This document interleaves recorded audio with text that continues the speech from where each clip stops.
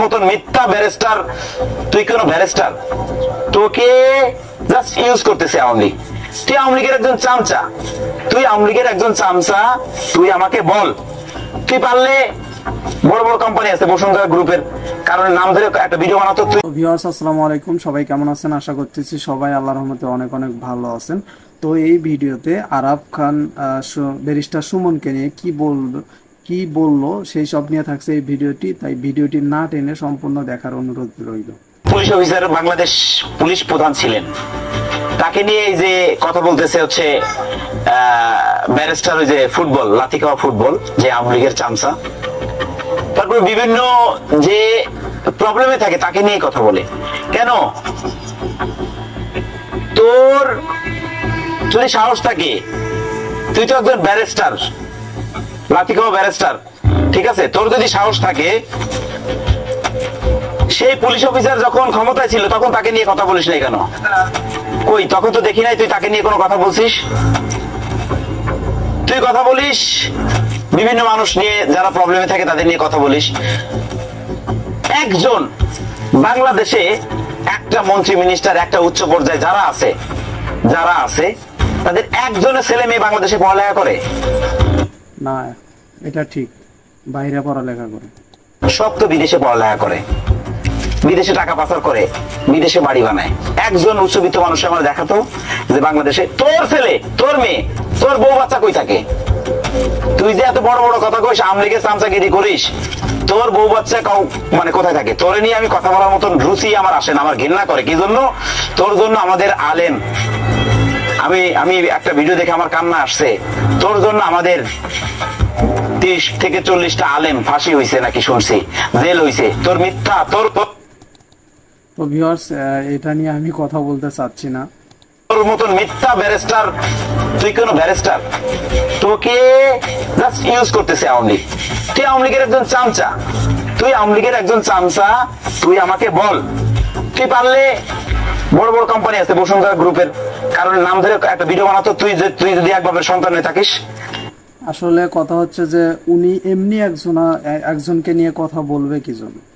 উনি তো যেগুলা নিয়ে কথা বলে সেগুলো অপরাধী, অন্যায় করতেছে, এগুলা নিয়ে কথা বলে। উনি হুদাই বসুন্ধরার কোম্পানি, এসব কি ভাই?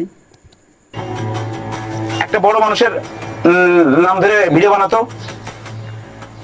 তুই যদি পারিস, তুই যদি একভাবে সন্তান হয়ে থাকিস, ওই যে কত বড় বড় ব্যবসা করতেছে, রিয়েল এস্টেটের ব্যবসা করতেছে, ঠিক আছে, বসুন্ধরা গ্রুপের মতো মানুষ যারা আছে, এদের নিয়ে একটা কথা বলতো।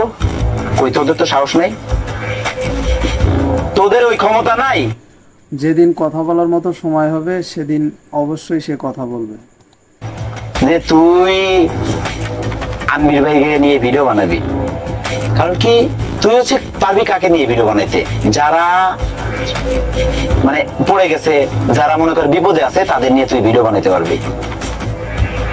তুই বলিস, বিভিন্ন মানুষের কথা বলিস, তুই দেশপ্রেমের ভক্তি শোনাস, দেশপ্রেমের গল্প শোনাস মানুষকে। তোর বউ বাচ্চা ভাই, আপনি যদি এতই পারেন তাইলে আপনি ওনাদেরকে নিয়ে কথা বলেন। ওনার উপরে কেন চাপিয়ে দিচ্ছেন? উনি যাদেরকে কথা বলতেছে বলুক না, সমস্যা কি আপনার? আপনার যদি এতই বড় বড় লোকজনদের নিয়ে কথা বলতে ইচ্ছে হয় তাহলে আপনি কথা বলুন, ওনাকে দেও কেন বলাতে চাচ্ছেন? বুঝলাম না বিষয়টা। কই থাকে বল? তোর বউ বাচ্চা কি দেশে থাকে? তোর বউ বাচ্চারে কেন বাইরে পড়ালেখা করাস, লন্ডন, আমেরিকা, কানাডা? কেন? হ্যাঁ, আমরা এটা এখন ফ্যাশন হয়ে গেছে ভাইয়া। মধ্যবিত্ত আছি, আমাদের নিয়ে মজা করো। হ্যাঁ, এটা গেম। তুমি যে কথাগুলো বলো শুধু ভাইরাল হওয়ার জন্য।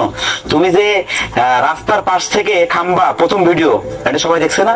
খাম্বাটা রাস্তায় না, তুমি ভিডিও বানায় ভাইরাল হও। তুমি হলো সেই ব্যারিস্টার, লাথি খাওয়া ব্যারিস্টার। উনি যে খাম্বাটা নিয়ে আসছে, আপনি ওই রকম করে দেখান। আপনার ওনাকে এতই কথা বলার ইচ্ছা হচ্ছে, ঠিক আছে, আপনি দেখেন একদিকে, আপনিও একদিকে আছেন, উনিও একদিকে আছে। আপনার জনগণ আপনাকে কতটা জনগণ ভালোবাসে, ওনাকে কতটা ভালোবাসে, একবার মাথায় নিয়ে ঘাটুন, তাইলে বুঝতে পারবেন আপনার জায়গাটা আর ওনার জায়গাটা কোথায়। তুমি বলো তুমি আওয়ামী লীগের এমপি না, তোমাকে আওয়ামী লীগের এমপি না হলে তোমার জুতা মাইরে বের করে দিত। তুমি আওয়ামী লীগের জাস্ট একটা সাজানো নাটক, সবাই জানে তুমি আওয়ামী লীগের 5টা এমপি। আমার কথা হচ্ছে কি যে একটা মানুষ যদি বিপদে পড়ে তুই তাকে নিয়েই টানা হেঁচড়া করিস। তোর বাপের যদি সাহস থাকতো, তুই বড় বড় মানুষরা এত অন্যায় করতেছে, এত বালিশ কেলেঙ্কারি করতেছে, এত মিনিস্টার, এত মন্ত্রীরা এত কিছু করতেছে, কই তাদের নিয়ে তো ভিডিও বানাইস না? ওদেরকে নিয়ে উনি ভিডিও বানাবে না, ওগুলা নিয়ে আপনি ভিডিও বানান, ঠিক আছে? যেহেতু আপনার এত ক্ষমতা, আপনি বানান, উনি বানাবে না। যাদের সাথে মনে কর আওয়ামী লীগের উচ্চ পর্যায়ে যারা আছে, একটু সমস্যা আছে, একটু প্রবলেম আছে, একটু জ্ঞানজাম আছে, তাদের নিয়ে তুই তাদের কথা বলে তাদের নিয়ে ভিডিও বানাইস। তোর নিজের কথা দিয়ে তো তুই কোনো ভিডিও বানাইস না এখন। তা আপনার কি ঠেকা পড়ে গেছে যে হচ্ছে ব্যারিস্টার সুমনকে নিয়ে আপনার ভিডিও করতে হবে? কেন? ব্যারিস্টার সুমন এখন ট্রেন্ডিং এ আছে, ওনাকে নিয়ে কথা বললে ভাইরাল হবেন, এই জন্য। ভালো হয়ে যা, ভালো হইতে পয়সা লাগে না। তোর জন্য আমাদের অনেক আলেম, আমাদের আলেম সমাজের অনেক গুণীমানী আলেম যাদের ফাঁসি হয়েছে, যারা প্রবলেমে পড়ছে, যারা বিভিন্ন ভাবে জেলে আছে, তোর মিথ্যা, তোর মতন মিথ্যা বানোয়াট উইটনেস দিয়ে তুই ফাঁসাইছিস এইসব ভালো মানুষদের। ভালো হয়ে যা, ভালো হইতে পয়সা লাগে না। তো ভিউয়ার্স, এটা নিয়ে আমি কথা বলতে চাই না আলেমদেরকে নিয়ে। এটা নিয়ে যদি আপনাদের কিছু বলার থাকে স্পেশালি, তাইলে আমার কমেন্ট বক্স খোলা আছে, আপনারা কমেন্টে জানাবেন আমাকে বিষয়টা। ব্যারিস্টার তুই, তোরে আমি মানতাম তুই ভালো ব্যারিস্টার, তুই দেশপ্রেম আছে, তোর বউ বাচ্চারা যদি তুই দেশে রাখতি, দেশে পড়ালেখা করাইতি, তখন আমি তোরে ভালো ভাবতাম। তুই তো একজন চামচা আওয়ামী লীগের, তোরে আমি কিসের ভালো ভাববো রে?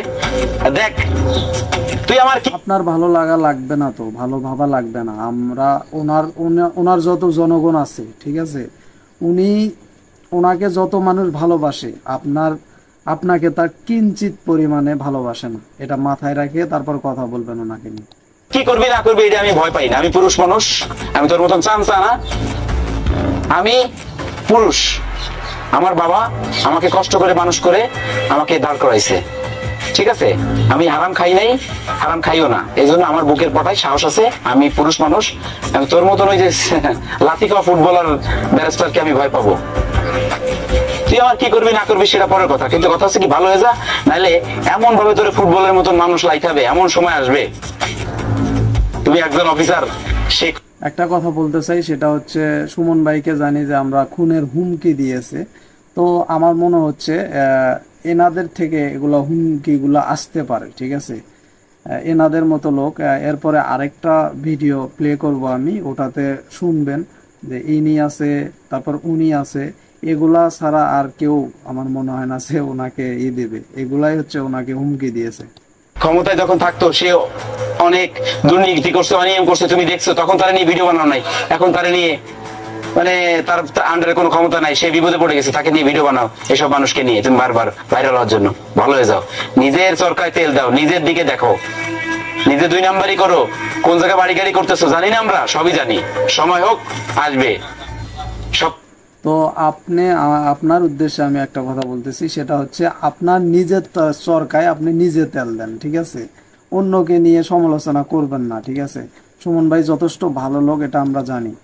তো এখন আমরা আরেকটি ভিডিও প্লে করব, সেটা হচ্ছে ব্যারিস্টার ফুয়াদ, উনি সুমন ভাইকে নিয়ে কি বলে সেই কথাগুলো একটু শুনুন, তারপরে আপনারা বিবেচনা করবেন যে দুইজনের ভিতর তফাৎটা কি।